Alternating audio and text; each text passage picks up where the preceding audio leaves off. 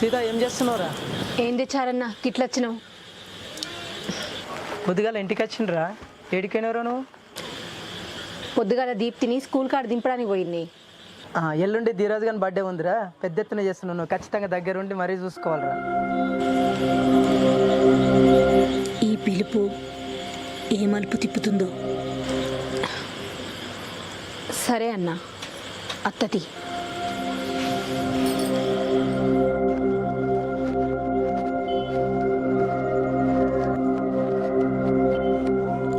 చెల్లె ఖచ్చితంగా రావాలి, నువ్వు తప్పకుండా రావాలి.